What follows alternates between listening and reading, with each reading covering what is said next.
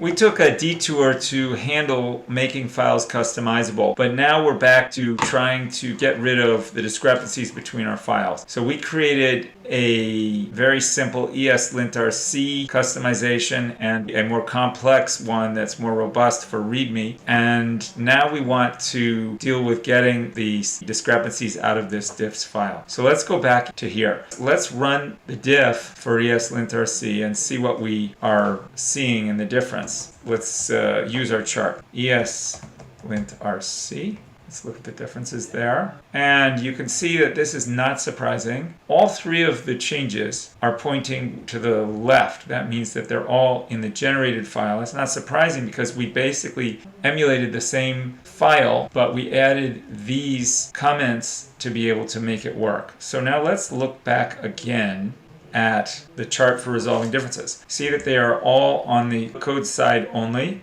So we say, does this belong in all the code? Do these lines being generated belong in all the codes? Absolutely. So now all we do is we copy it to sample. In other words, we could just copy the file directly to sample. The only difference is in there, on the one side. Let's just copy it over. So now the sample is going to have these comments added in. Copy code file to sample file. And you see that we got rid of it, but oops, looks like we've got some added meta files. Why?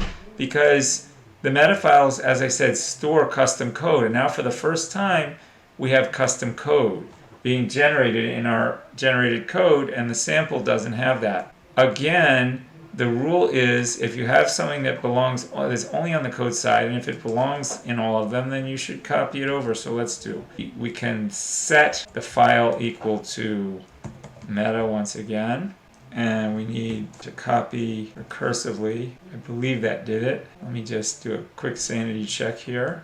On the sample side, let's look at the meta. Let's see what's in there. It does have those files in there now. So let's run our diff again, and it got rid of those, and we're down to the README. Well, let's look at the README file now. Let's look at the differences in the README file. Most of them, you see how I've highlighted any right-facing ones, which are things that we're not generating. It says here, most of these are on the side of the left. Notice that we have in line 7 one thing, and then in line 12 we're missing the added thing. I don't think that's a problem, but I just want to look one more time at this file before. So here is the generated README. The question I have is why diff got confused and didn't figure out that this was the same. As far as I'm concerned, because we are generating the same line in both cases, I think that we can treat this as a case where everything is on one side.